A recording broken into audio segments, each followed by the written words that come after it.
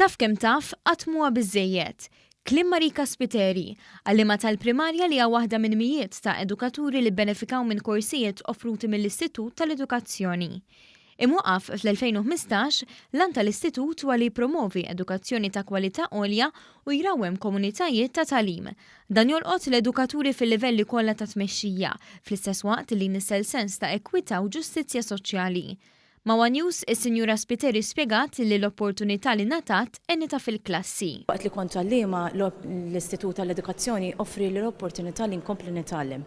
U ħadd il-kors dwar l-assessjar tat-tagħlim u applikajtu fil-klassi naf kif ħadem u x'benefiċċji jista' jħalli mat-tfal.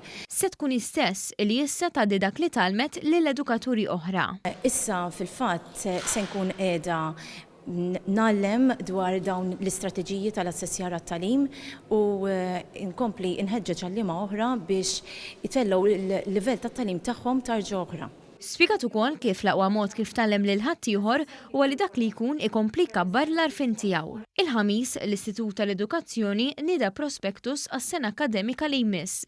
Il-kap eżekuttiv tal-Istitut Joanne Grima spjegat li dan il-prospektus qed joffri żieda fl-ammont ta' korsijiet disponibbli. Żidna fl-ammonti ta' baċellerat, ġifieri fl-streams differenti li ħankunu qegħdin noffru, żidna wkoll fil-master degrees li ħankunu qegħdin noffru, ġifieri għandna suġġetti ġodda. Qed jiġu offruti wkoll 3 ċertifikati postgraduate flimkien ma' Master in Applied Educational Leadership u 69 korsi ieħor akkreditat. Grima spjegat li permezz ta' programmi varji l-Istitut qed jagħti opportunità lil min jaħdem u li fl-istess ħin għandu l-ambizzjoni li jsir edukatur biex ikompli jikber professjonalment u minnu mħajjar isir għaliem ikollu din l-opportunità. Il-Ministru Evarist Bartolo saħaq dwar il-bżonn li kulħadd ikompli jitgħallem u qal kif permezz tal-Istitut qed tissaħħaħ il-professjoni tal-edukazzjoni.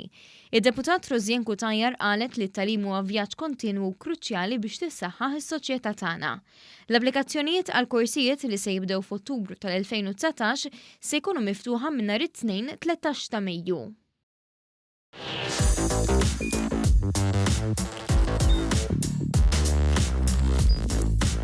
Idħol fuq one.com.mt u hemmhekk tista' tara l-programmi kollha li jxandru fuq One permezz ta' One Play.